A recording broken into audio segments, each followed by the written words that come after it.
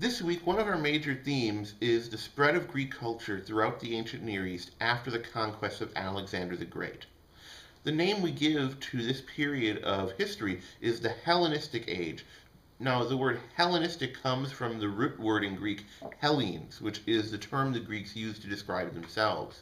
To say that a period is Hellenistic is to say that it's not quite Greek, but that it's imitating the Greeks. It's in the style of the Greeks. And that's what happens to much of ancient Near Eastern culture in the wake of Alexander's conquests. Many of the regions in the ancient Near East, from the old Persian Empire to areas like modern day Anatolia or modern day Turkey, are going to start to embrace Greek culture, Greek language, Greek religion, Greek practices of city organization, and the like. However, one major group does successfully manage to resist the spread of Greek culture into their area, and that were the Jews of the 2nd century BC. Now, let's take a closer look at this Jewish resistance and what it's rooted in. If you examined the Jewish world in the 2nd century BC, what you'd find is that there was a very large diaspora, a very large number of Jews spread out across the entire ancient world, living in places like Greece, living in places like Rome or Alexandria in Egypt, or in the old Persian Empire. Many of these Jews living in sort of the distant corners of the ancient world would have been adapted to Greek culture after Alexander's conquest. They would have learned to speak Greek.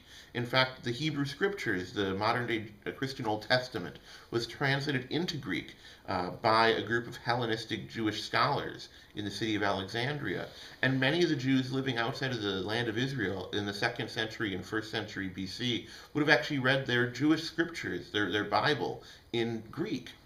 However, in Judea itself, in the area around the city of Jerusalem, in the area of modern-day Israel, there was a great deal more resistance to the spread of Greek culture. And this took sort of an active form after one of the kings, the Seleucid kings, in the year 167, passed a law ordering the Jews to worship pagan gods in their temples.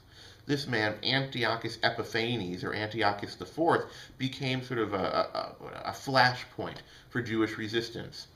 Now, out in the countryside of Judea, many groups arose to sort of rebel against Antiochus and these new laws ordering pagan sacrifice in Judea. And the leader of the most important of these groups was a man named Judah Maccabee, Judah the Hammer. Maccabee and his brothers eventually led a successful revolt against Antiochus Epiphanes and the Seleucid kings. It lasted around 20 years, but when the revolt was over, the Jews had sort of reclaimed the city of Jerusalem and had won back their temple from collaborators with the Greeks. Now, when they won the temple back, they found that it had been defiled and profaned, and that pagan idols had been set up in the temple, and pigs had been sacrificed on the altar, and all kinds of other things that were really opposed to Jewish sentiment. And the Maccabees led the cleansing of the Jewish temple. And this story, the story of how they cleansed the Jewish temple, actually became the basis of the modern-day Jewish holiday of Hanukkah. And so, when you think about Hanukkah next time, don't think about it as the Jewish version of Christmas. Instead, think of Hanukkah as the Jewish rebellion against Greek culture. Right? This was a successful resistance to the Jews against Greek culture, Greek language, Greek religious practices, and that's become sort of solidified in the modern day holiday of Hanukkah.